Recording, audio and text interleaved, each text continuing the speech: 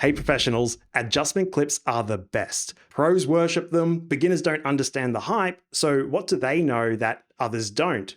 Adjustment clips let you edit faster, be more creative, and deal with less technical problems. For example, this is my first video to break into the YouTube algorithm. Before I released it, I was sitting around 40 views for every video I uploaded, and then this one, it hit 5,000 views in just 1 month. And this was largely thanks to an absolutely banger intro, which would have taken me weeks instead of hours without adjustment clips. But when I first tried teaching some editors in my Discord, they couldn't understand how it would help them. That was until I built this custom timeline that finally made it click for them.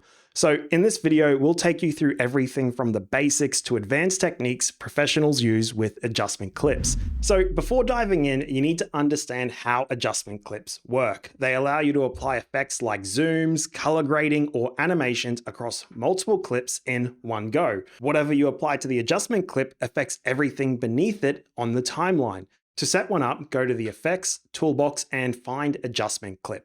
Drag it onto your timeline and stretch it over the clips you want to affect. Then apply your effects to the adjustment clip itself. So now if you need changes, you can just edit the adjustment clip instead of every individual layer. This is where it got a little bit tricky to explain because a lot of beginner editors were like, well, is it actually going to save that much time applying your effects to one clip instead of multiples? And the answer, if you're thinking this, is yes, it absolutely will. And it's not in how we're using them, but reusing them. Let's set up a scenario. Let's say we're doing this video edit and we have this really dramatic moment and we need to give it some zoom and camera shake to really just emphasize it. Well, let's go through how a beginner might approach this compared to a professional. Now, just as a quick note, if you'd like to follow along, I've included 2 links in the description. One for the practice project and another for some really cool templates that makes animations easier, which is Magic Zoom and Magic Animate. You can actually just use the free version and follow along, but honestly, you'd really have to hate saving time to not just buy Mr. Alex Tech's tools. So with that out of the way, here's how beginners usually apply those effects. First, apply a zoom effect to the foreground clip. Then we're going to add a glow effect to make the flames pop better. Add some camera shake for energy, and then as a final thing to match the foreground to the background, we're going to copy this clip by pressing Ctrl+C, and then Option or Alt+V, and then we want to make sure we turn off all video attributes, and then turn on plugins and fusion effects. And so now we'll have a look at what this beginner's created, and yeah, it looks pretty good. Well, let's just compare this to how a professional would do it. First thing we're going to do is drag an adjustment clip over your footage. And then we want to stretch the adjustment clip to cover everything. Then we want to apply the exact same effects to the adjustment clip. And so just to speed this up, I'm going to select this one, copy it, and then I'm going to hold Alt-V on the adjustment, again with plugins, fusion effects, hit apply. And now we get something that looks like this. Pretty good. And so if we have a look at both of these right now, they pretty much look exactly the same. And so beginners at this point start going, okay, we've done the exact same effect. So what was the whole point of using adjustment clips? And well, here's the catch. No one edits the perfect video on their first pass.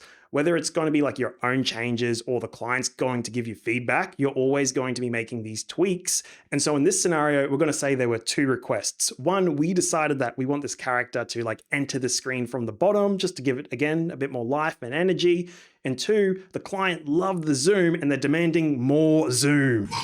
If we started without an adjustment clip, here's what would happen. First, we're going to animate this character in using Magic Animate. And so once we've seen this enter the screen, we might be going, let's just make this enter a little bit later to help everything play out smoothly. So we're going to take this clip here, drag it across like so, drag it back, give this a quick preview, and now the camera shake between the background and the foreground isn't matching at all. We've already broken this effect and it's only going to get worse. Now when we go to do the client's request of adding more zoom, we first want to adjust one of these clips here. So we're going to take the zoom, change this to a 2. By the way, we now can't paste the attributes across. Sure, in this situation, we're just changing one number, so it's easy to go into here and do that as well. But when you start working with multiple clips and multiple settings and they've got weird numbers, we're going back and forth between these, trying to find the right effects we're using in all these different tabs. It just becomes a real headachy nightmare just trying to find everything you're doing. And this one small tweak is now spiraling into this time-consuming nightmare. And if we multiply that situation with many comments across a project, you've just got a recipe for burnout. Now, if we were to compare this with we had used an adjustment clip from the beginning, the first thing we're going to do is animate the person in using Magic Animate. And yes, this will be actually the only time where we're applying an effect not to the adjustment clip, and that's just because we only want it to apply to one. So we'll grab the Magic Animate, put it in like so, and then we'll just again go to the whip controls, whip in, whip out. And then moving on to that second step, we also want this character to come in just a second later. So we'll do that like so. And then if we just give this a quick preview, oh, would you look at that? The camera shake isn't because we used an adjustment clip.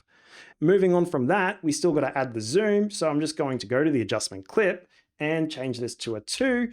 And then moving on to step 4, there isn't one. That's it. We're done.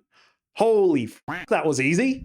Okay, so now we're going somewhere that really sets beginners apart from pros. With a few extra tricks, adjustment clips allow you to create multiple smooth zooms in record time.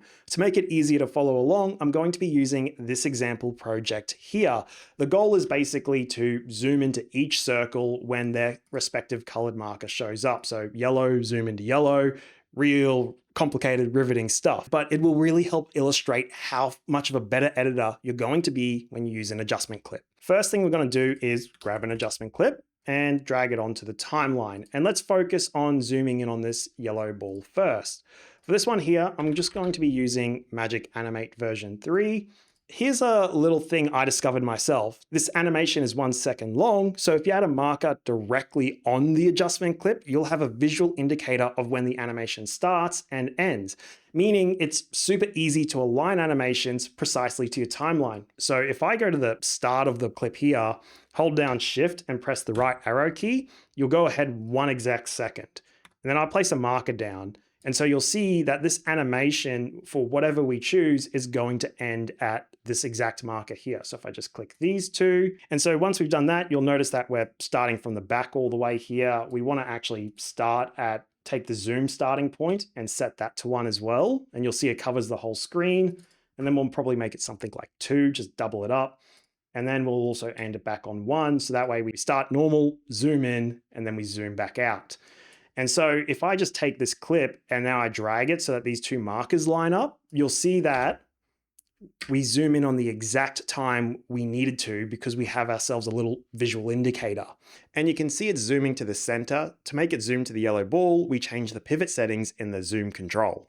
So if we just have a quick play of this, cool, zooming in, and then we'll just drag this adjustment clip back a little bit so that it zooms out. So now we're going to zoom to the next point. So we're going to alt click the adjustment clip here, drag it across, and then all we need to do is just change the pivot settings. So I'm going to take this to a 1 and this to a 1, and bang, we're zoomed in on the red. If we give this a quick little play, zoomed in on the yellow, zoomed in on the right. Easy as that, and we just repeat that for all the colors and we'd be done. This is non-destructive editing. It lets you work faster, keep your edits flexible, and respond quickly to changes. Now that we've had a look at this, we might go, zooming out between the balls, it feels distracting. Well, here's how to change it to a dynamic pivot with literally a couple of clicks.